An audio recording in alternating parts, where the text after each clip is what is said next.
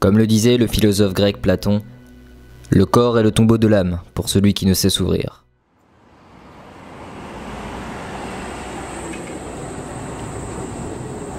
Dernièrement, j'ai découvert un autre lieu que celui qui m'est coutumier. M'étant accordé à cette expérience pour la première fois en janvier 2017, lors de mon séjour en Finlande, j'ai souhaité remettre ça en République tchèque.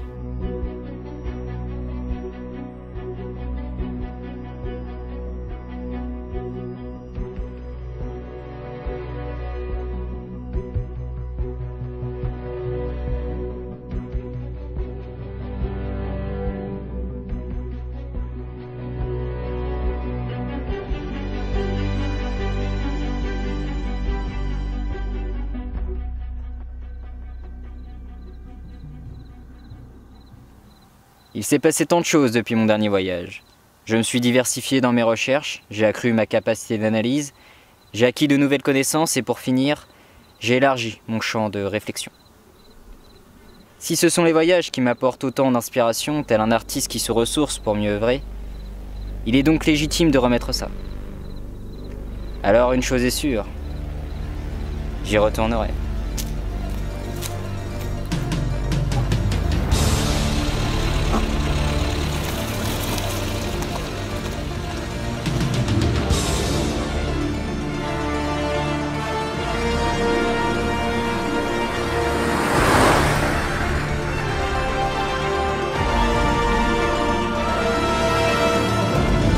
Mais avant d'y retourner, une autre destination m'attend.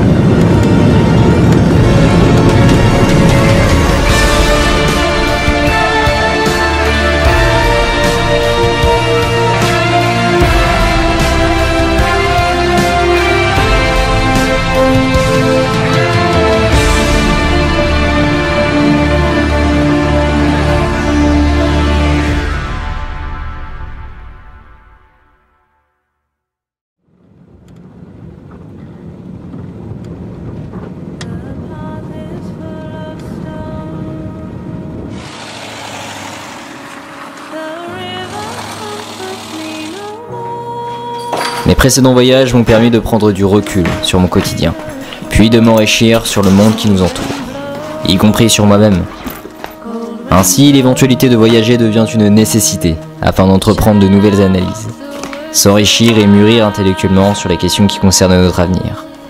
Il est donc dans ma priorité d'entreprendre d'autres voyages, de découvrir d'autres horizons afin d'alimenter mes recherches. Alors, allons à l'aéroport, direction Londres, en Angleterre.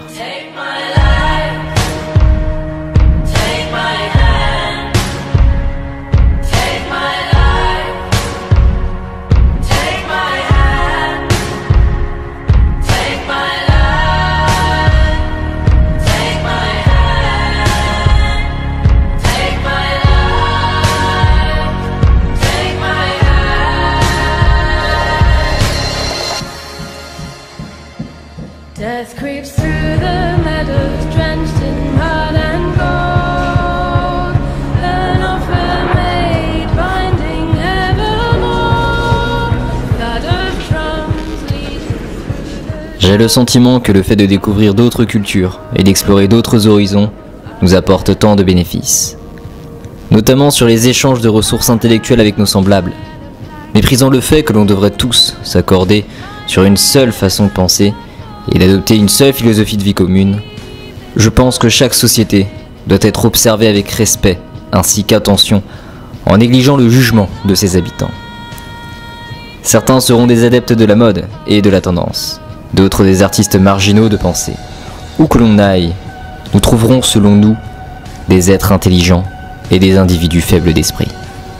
Mais je suppose aussi que les normes sociales varient en fonction des zones où nous nous situons, même au sein des pays membres de l'Union européenne. Et voyez-vous, d'après mes recherches que j'ai effectuées sur Londres par le biais de la littérature ainsi que par les articles présents sur la toile, je suppose que c'est une ville idéale pour s'exercer ainsi que s'affirmer en tant qu'artiste. Synonyme d'ouverture d'esprit, la liberté d'être et la joie de vie ont l'air d'exister. Les habitants paraîtraient plus respectueux envers autrui, contrairement à certains milieux que j'ai déjà pu observer. assumant leur style vestimentaire, sans juger les autres, et dévoilant leur talent artistique dans les rues, ils devraient avoir le goût du beau geste lié à notre existence. Peut-être que la cupidité serait pas autant importante que là d'où je viens, suite à leur volonté de s'investir pour certaines causes, notamment écologiques, et suivant, pour bon nombre, une alimentation bio, suite à la multitude de restaurations véganes existantes sur le sol de la capitale. Bien entendu, chaque ville possède ses atouts, ainsi que ses inconvénients. Pour le moment, Londres m'amène à croire qu'elle fait partie des pays précurseurs dans la prévention de la planète. Étant conservatrice des espaces verts, par l'observation de nombreux parcs composant cette ville, ou encore le respect qu'ils ont envers les êtres de la nature. Bien entendu, je me dois de confirmer cette opinion par la visite de cette ville.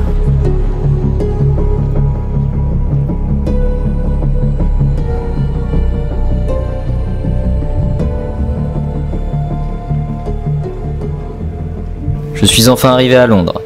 Il est actuellement 22 h, la température extérieure est de 12 degrés Celsius, et je vais séjourner ici durant 5 jours.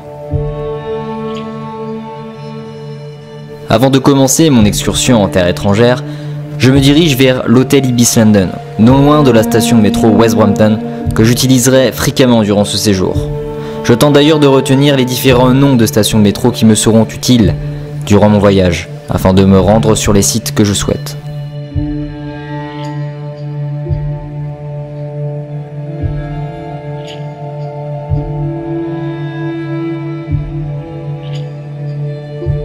Je suis enfin arrivé à l'hôtel, et il est désormais temps pour moi de m'y reposer afin d'entreprendre une grande marche demain matin, qui aura pour but d'observer les éléments qui me paraissent non coutumiers au sein de cette capitale.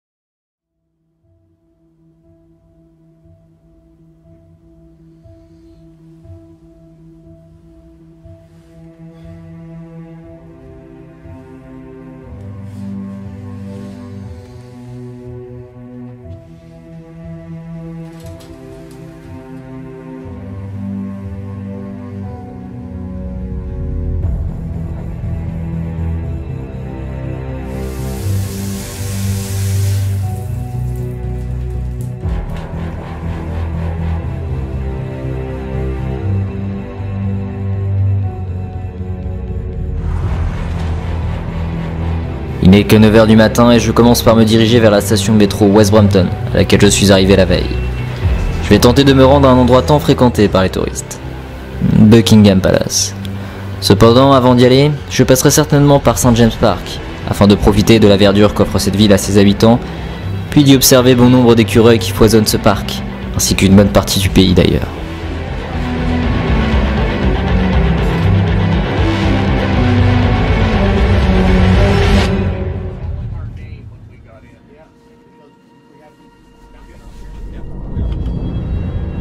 Ah, Londres, la capitale de l'Angleterre.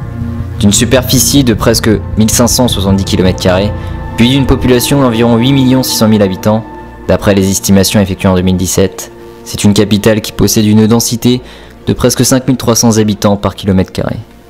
Mais au-delà des nombres, Londres c'est aussi une ville qui est en décalage d'1 heure avec la France, et ayant une monnaie en livres sterling. C'est une ville où l'anglais est la langue la plus répandue, que ce soit ici, mais également sur le reste du globe. Composé de 22 musées nationaux, gratuits, dont je tenterai d'en visiter un lors de ce séjour, puis d'environ 900 librairies, soit 2 fois plus qu'à New York. Enfin, certains sites sont d'ailleurs même inscrits au patrimoine mondial de l'UNESCO, comme le Westminster Palace, Westminster Abbey, St. Margaret Church, Tower of London, le quartier de Greenwich, puis les jardins botaniques royaux Kew Gardens.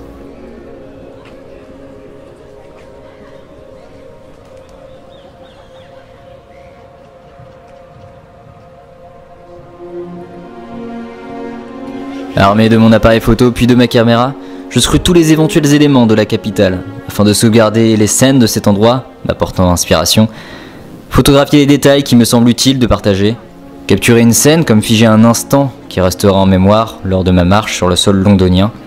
Drapeaux, bus rouge et cabines téléphoniques rouges, je filme ceci autant pour des souvenirs personnels à partager avec mon entourage, ainsi que pour alimenter et illustrer mes travaux de vidéaste, qui auront pour but d'améliorer mes créations, mes recherches et excursions que j'entreprends.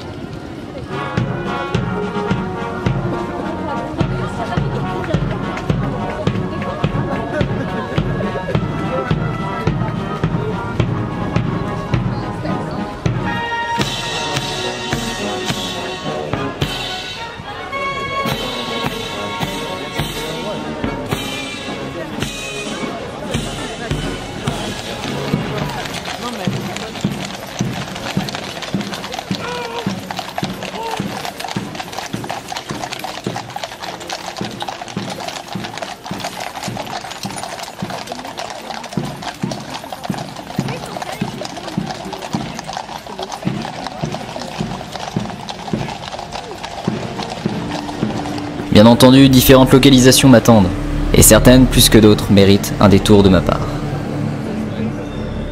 Seulement après avoir passé pas mal de temps dans la foule à Buckingham Palace, puis pris de nombreuses photos à St. James Park, en bonne compagnie d'écureuils, il est désormais temps de reprendre la marche.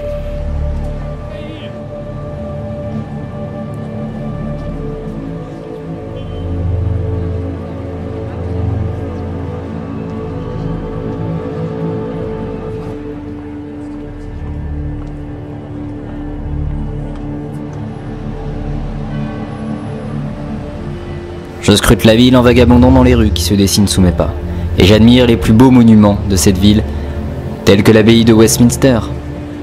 Cependant, il est midi, donc temps de me restaurer un peu. Ainsi, je me dirige vers le premier restaurant que je vois dans un coin de rue. Et c'est un restaurant vegan qui s'offre à moi. Quelle aubaine!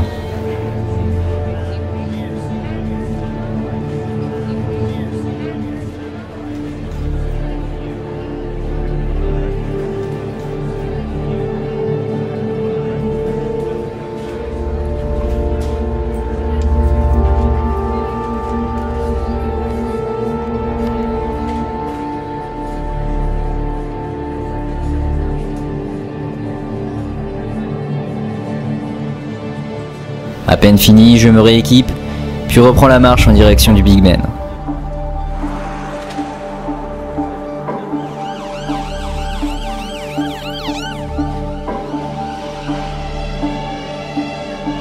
Je suis très satisfait et j'apprécie énormément l'architecture des monuments gorgés d'histoire qui ornent le chemin que j'emprunte.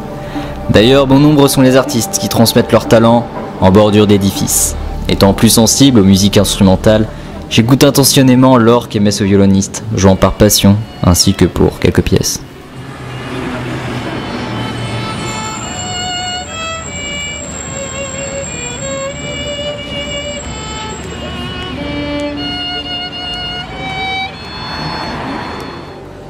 L'argent n'étant qu'éphémère selon moi, il me paraît donc légitime de récompenser cet artiste pour le voyage musical qu'il nous a offert.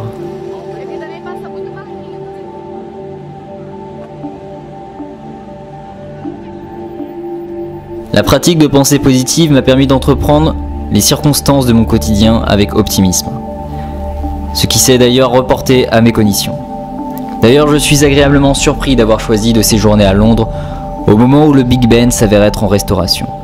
Et ne pouvant pas admirer son entière architecture, et heureusement pour moi, j'ai la chance de vivre à une génération où nombreux sont les êtres qui partagent et publient des photos qu'ils ont prises de par leur, je n'en doute pas, nombreux voyages. Ainsi, je peux contempler le Big Ben sous toutes ses coutures, avec des images de qualité présentes sur le web.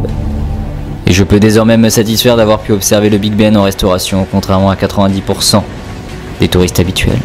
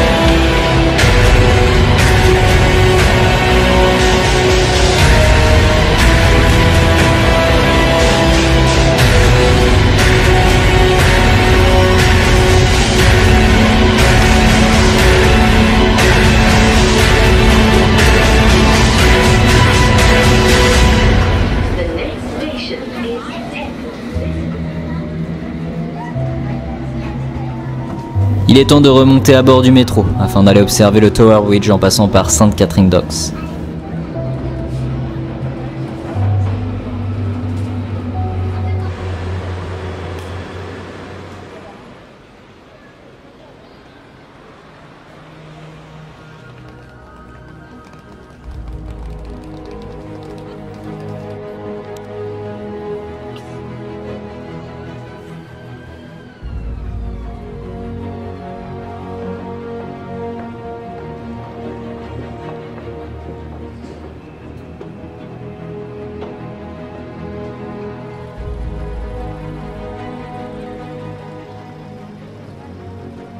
Tout comme le palais de Westminster, le Tower Bridge est l'un des monuments emblématiques de la ville. C'est à la fin du 19e siècle qu'il fut construit afin de franchir la Tamise. L'Est londonien, un quartier industriel et populaire, le pont le plus proche étant à cette époque le London Bridge. La contrainte était de construire un pont permettant de conserver le trafic fluvial, tout en reliant l'Est londonien à la rive sud. Et c'est en 1894 que le Tower Bridge fut achevé, considéré comme un icône de la ville, grâce à sa particularité d'être un pont routier avec passerelle piéton et un pont bascule par la même occasion.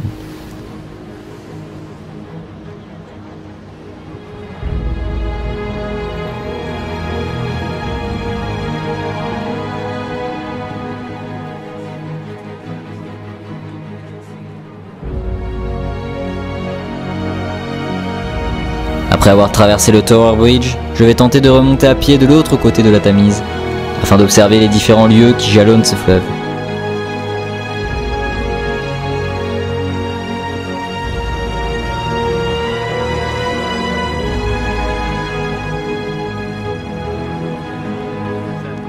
Comme par exemple l'hôtel de ville, reconnaissable par son architecture si singulière.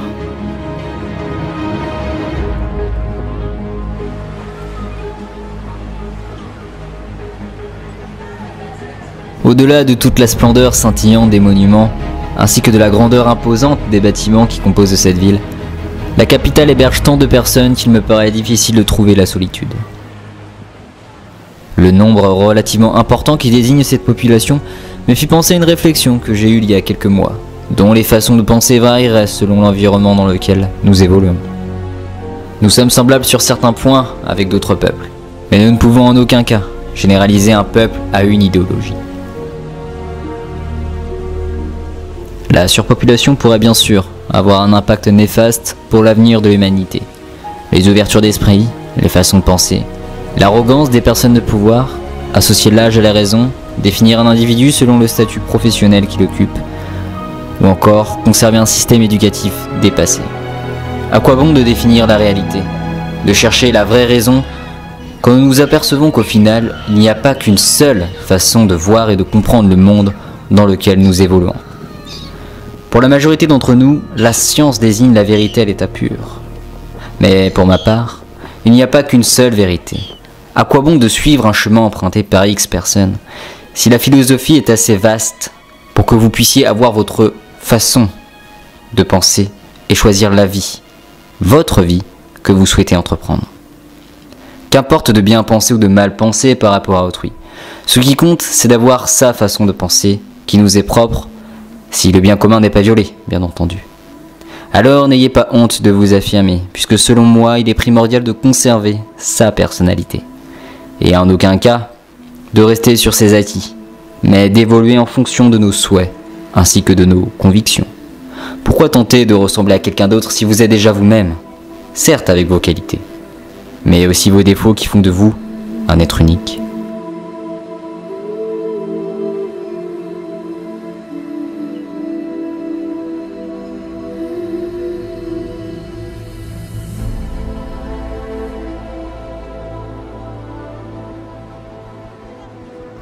Après ce petit détour, qui bien sûr en valait la peine, je traverse la Tamise, cependant cette fois-ci par le London Bridge.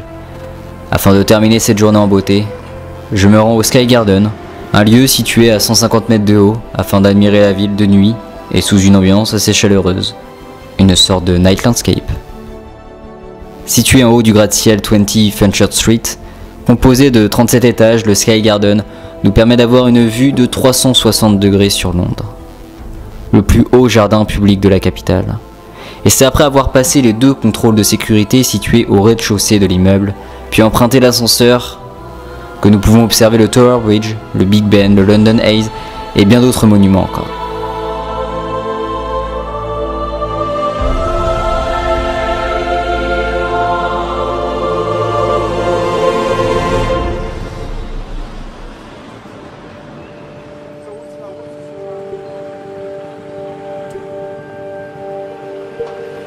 Après avoir profité de cette merveilleuse vue, il est désormais temps de reprendre le chemin de l'hôtel. Au passage, je m'arrêterai sûrement dans le premier restaurant que je trouverai à portée de main. Spécialisé dans les pasta box, je me laisse donc tenter par des pâtes au pesto afin d'en faire mon dîner.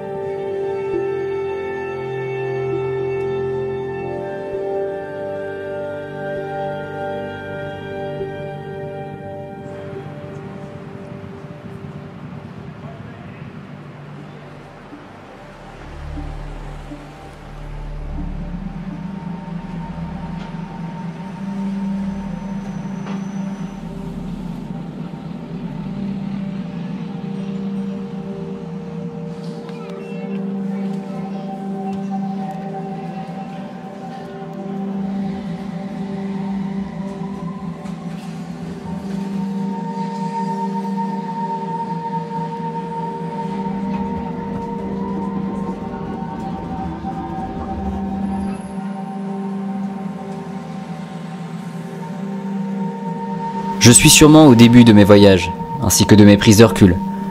Je sais que ce qui m'attend est bien plus vaste que ça.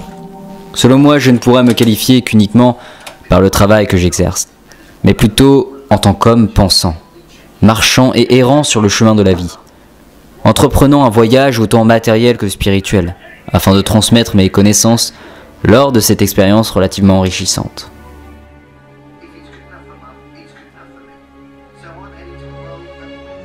La transmission de connaissances et d'opinions est fondamentale d'après moi, pour bâtir un avenir meilleur qui s'accordera avec les valeurs et principes moraux que nous avions fait évoluer à travers les siècles. Ainsi, nous avons tous notre mot à dire, nos suggestions à apporter et nos idées à soumettre. Bien entendu, les idéologies sont généralement plus fortes que la simple économie qui, paraît-il, érige ce monde.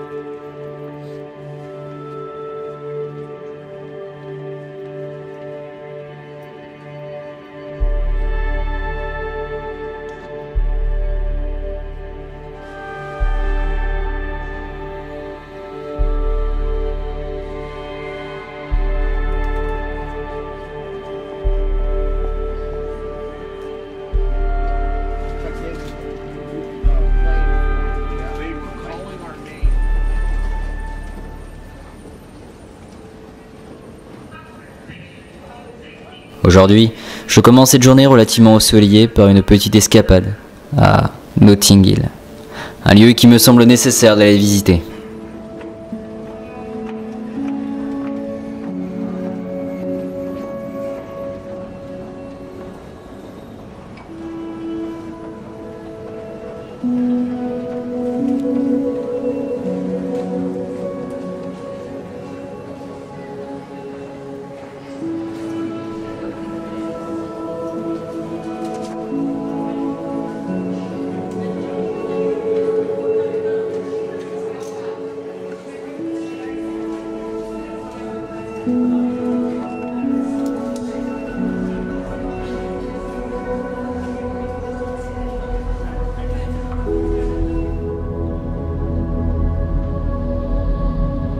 Ces habitations si colorées ne me laissent pas autant intrigué que j'aurais pu l'être. En effet, je me rappelle d'un film sorti dans les années 90 avec l'actrice Julia Roberts ainsi que Hugh Grant dans la comédie romantique nommée Coup de foudre à Notting Hill, qui a été tournée non loin de ces quartiers.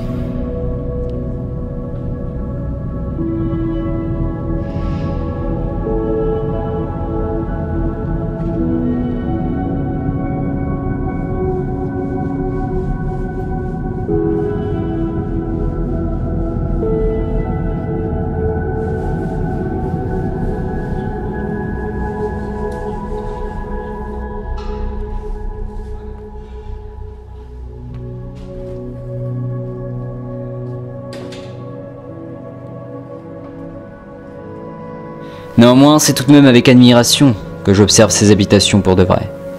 D'ailleurs, la particularité de ces bâtiments donne un tout autre visage à ce quartier et apporte un enrichissement culturel sans équivoque à cette charmante ville.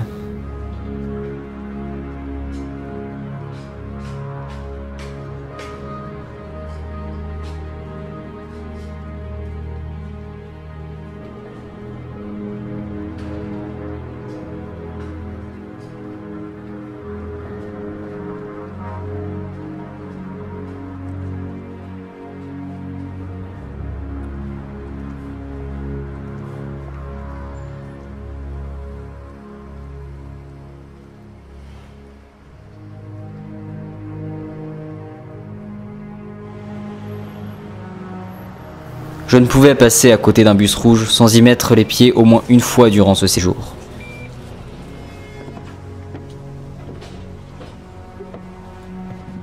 Heureusement pour moi, les premières places situées à l'étage du bus sont libres, ce qui me permettra d'admirer la route qui défilera sous mes yeux.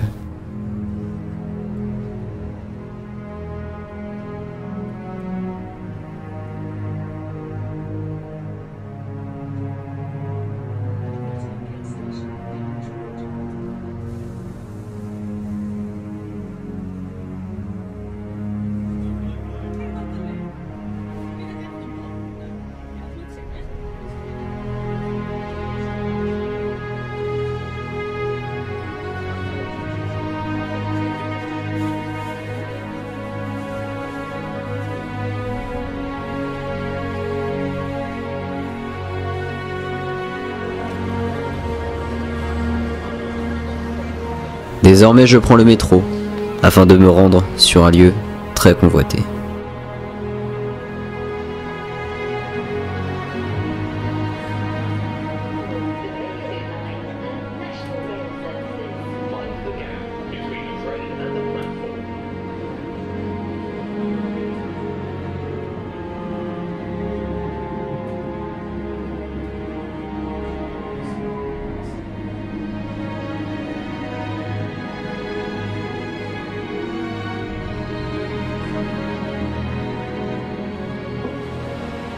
Ce dernier m'amène à présent à Marble Arch, un autre lieu que je souhaitais voir de mes propres yeux.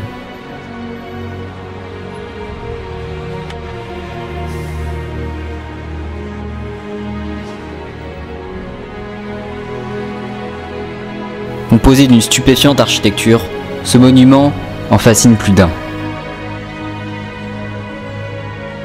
Tout comme les œuvres artistiques qui émergent des espaces verts, étant situés aux alentours.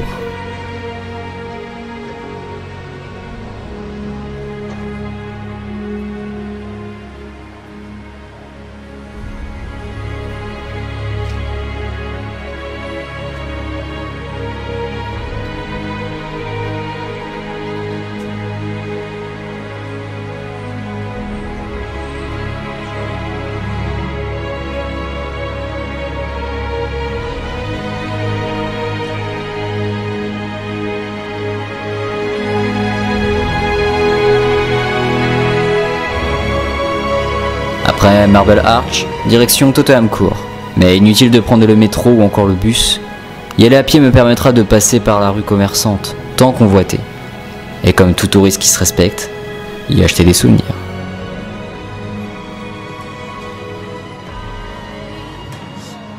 Makes me go blind, cut me deep. These secrets and lies.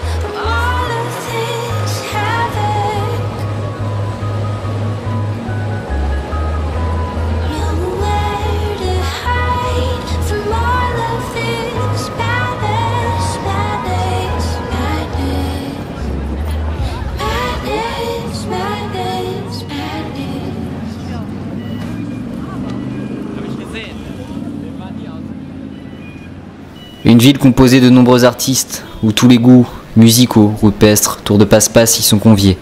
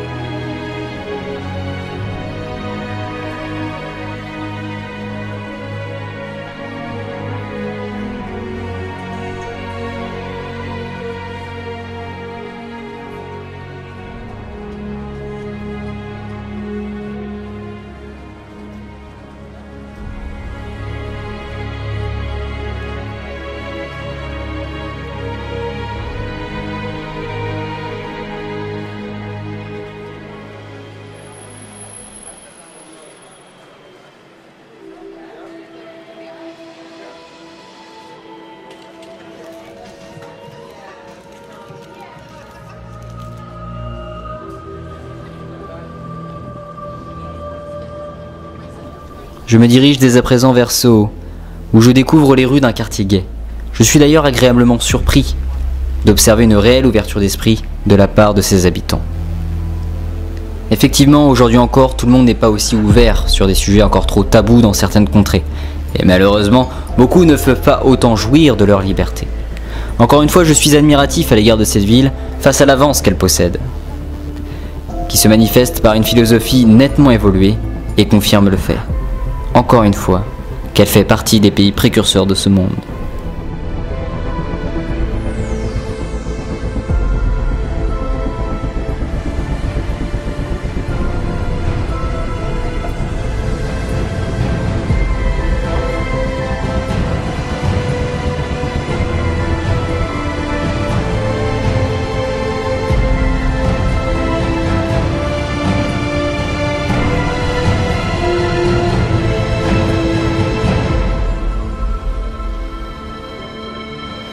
Je poursuis mon escapade en entrant dans le quartier asiatique de Londres, auquel je repasserai sûrement à la tombée de la nuit.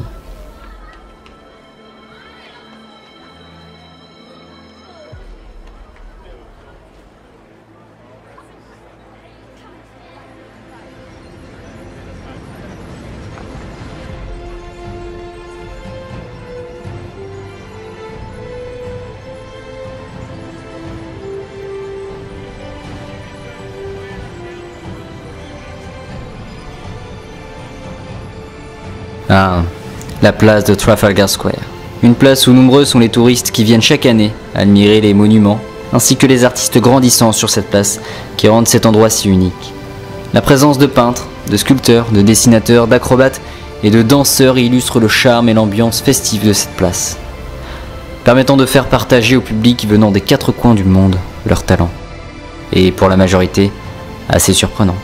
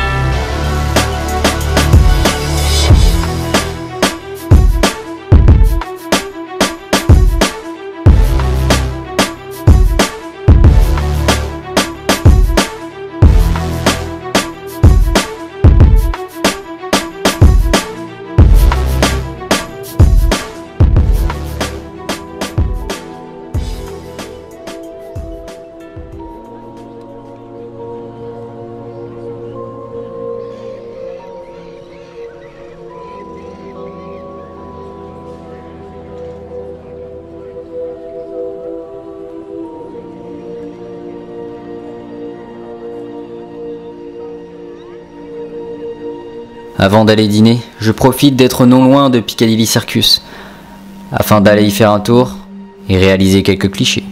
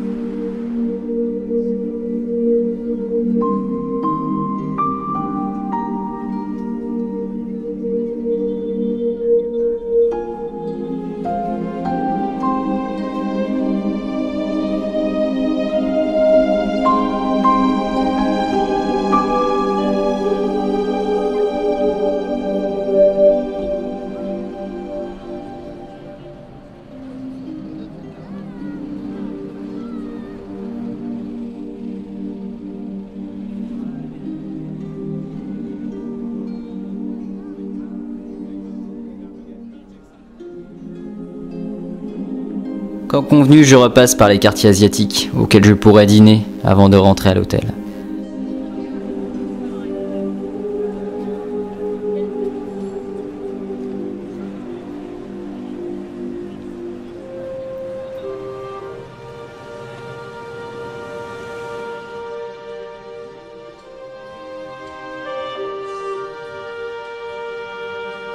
Je me laisse d'ailleurs tenter par un menu sucré afin de découvrir d'autres talents culinaires, ce qui aura également pour but de boucler cette journée d'expédition.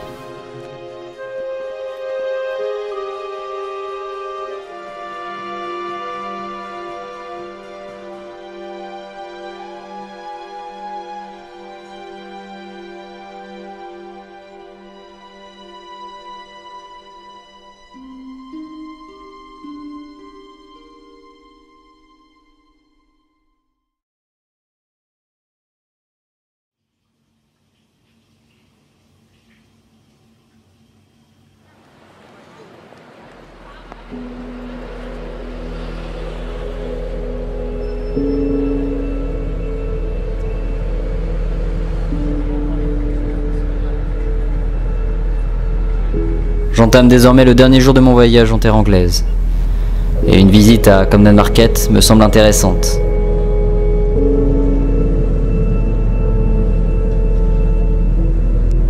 Étant la 4e attraction touristique la plus populaire, suite à ses 100 000 visiteurs par week-end, ce marché est reconnu par ses salons de tatouage, par ses tendances culturelles propres à l'Angleterre, accompagnées d'une ambiance hippie, de restauration végétarienne, puis de musique pour finaliser le tout.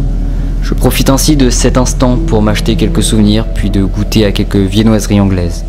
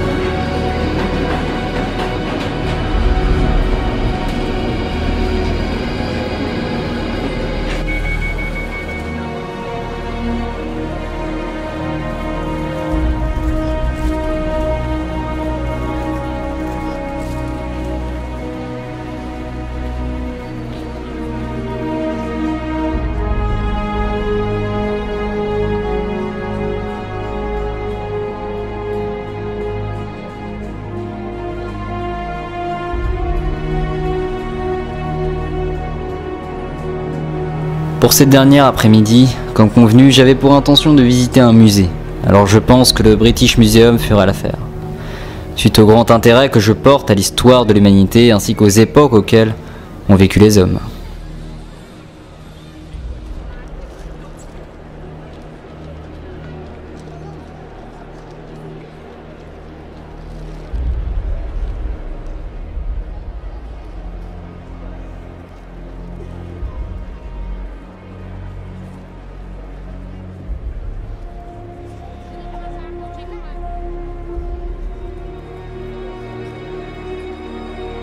De la préhistoire à nos jours et composé de nombreux objets, le British Museum est reconnu dans le monde entier. Classé selon les musées les plus importants, il fut fondé en 1753 et regroupe à ce jour des objets insolites des quatre coins du monde. Nous pouvons retracer les différentes époques que notre espèce a pu traverser.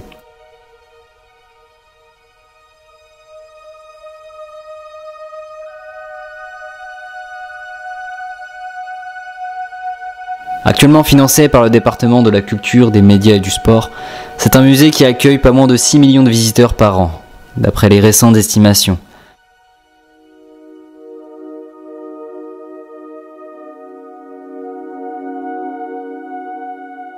En 1753, le Parlement décide de l'achat des collections du médecin et scientifique Sir Hans Sloane et du comte d'Oxford, Robert Harley. Ouvert au public en 1759, ce musée était composé d'environ 80 000 objets.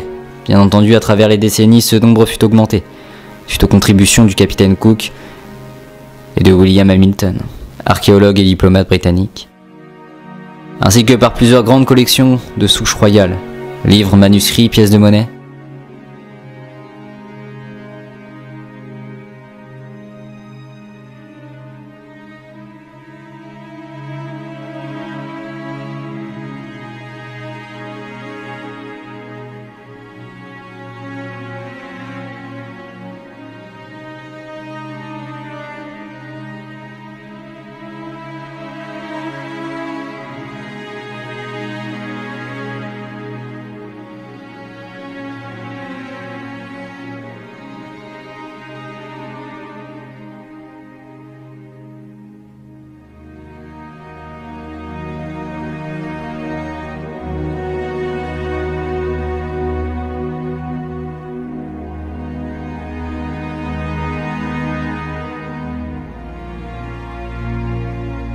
En 2000, l'architecte Foster rénove la grande cour. Située juste après l'entrée principale, recouverte d'un toit en verre ainsi qu'en acier alvéolé, les collections sont réparties par zone géographique ainsi qu'historique. Grande-Bretagne, Europe, Afrique, Océanie, Amérique, Asie, Moyen-Orient, Égypte, Grèce, Rome, période préhistorique, romaine ainsi que des objets aztèques, mayas, inuits et amérindiens.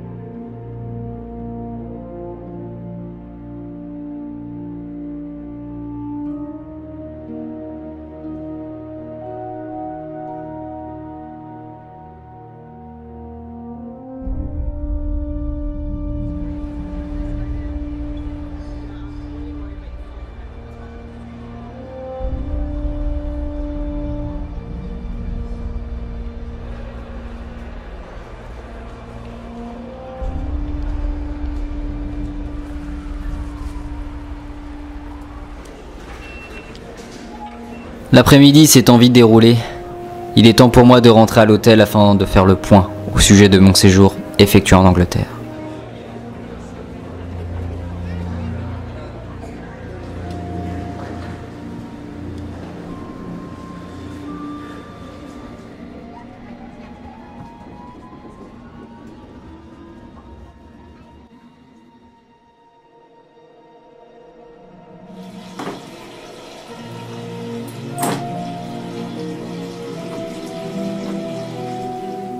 Ainsi s'achève mon voyage. Il est actuellement 8 h du soir et je suis très satisfait du voyage que j'ai effectué donc en terre anglaise à Londres.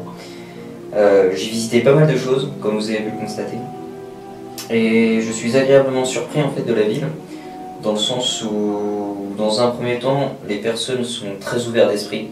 C'est vrai qu'en utilisant le métro ou en marchant dans la ville, la plupart des personnes adoptent leur style, ça peut être très bien un style vestimentaire ou autre, et on voit bien qu'il y a du respect, il n'y a pas de jugement en fait, chacun a son style et chacun assume, et c'est ça que j'ai trouvé bien dans cette ville. Il y a aussi un profond respect pour les animaux. Les seuls restaurants dans lesquels j'ai pu manger, que ce soit le midi mais aussi le soir, c'est des restaurants vegan, c'est vrai qu'on en trouve partout. Et contrairement à l'idée que l'on peut se faire, c'est vrai que l'alimentation, en tout cas pour ma part, j'ai trouvé l'alimentation très bonne. C'est vrai qu'à ce niveau-là, j'étais pas à plaindre. Les goûts étaient raffinés et les différents menus qu'on proposait, sachant que c'était des menus véganes ou végétariens, c'était très varié et puis très bon aussi. Ce qui est des transports en commun, le métro, alors il y a beaucoup plus de lignes de métro qu'à Prague, hein, qui était bien sûr ma précédente destination de voyage, mais j'ai dû m'y habituer, hein, en 2 jours. Les lignes de métro étaient exploitables, c'est vrai qu'elles sont assez simples, c'est précisé. Bien entendu, si jamais vous souhaitez aller dans cette ville, je vous conseille de prendre le plan du métro, hein, sinon vous allez vite vous perdre. Mais sinon, il y a un métro assez régulièrement, en fonction des lieux où on veut aller. Je vous déconseille le taxi, c'est vrai que le taxi est très très cher, mais sinon Londres est desservi par beaucoup de transports en commun. Il y a le métro, il y a le bus, etc. Et c'est vrai qu'à ce niveau-là, la ville est bien desservie. Je vais pas tarder à aller me coucher, étant donné que demain mon vol est à 6 h du matin. Mais comme je viens de vous le dire, je vais éviter de prendre un taxi, donc je vais essayer de prendre le bus puis le métro pour m'y rendre de façon économique et plus rapidement possible aussi. Seulement je dois me lever, je dois partir de l'appartement vers 3 h du matin. Donc sachez que voilà, je pense que vous vous en doutez, la nuit va être courte.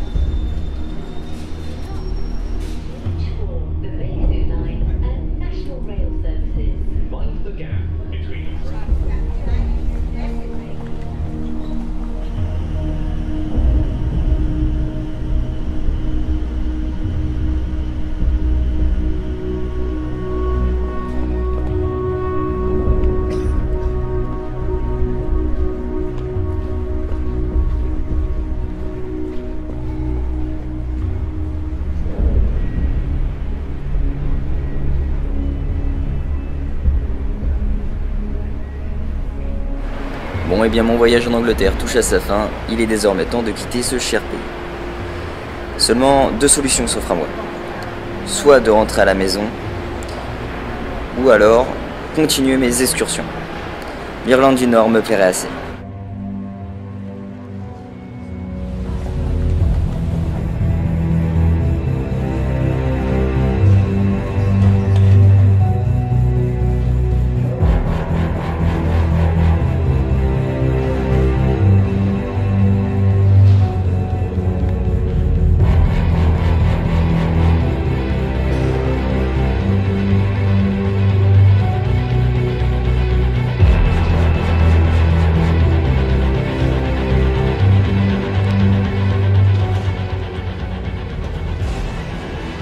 Londres a été pour moi une expérience très enrichissante, que je rajoute sans hésiter à ma liste des pays auxquels j'aurai plaisir d'y retourner. Seulement pour le moment, d'autres destinations m'attendent, et qu'importe le coût ou le temps que mes excursions me prendront, la vraie richesse étant selon moi la connaissance. Sister Rust, where are you now? I met you over Rocky Mountain. Anyway.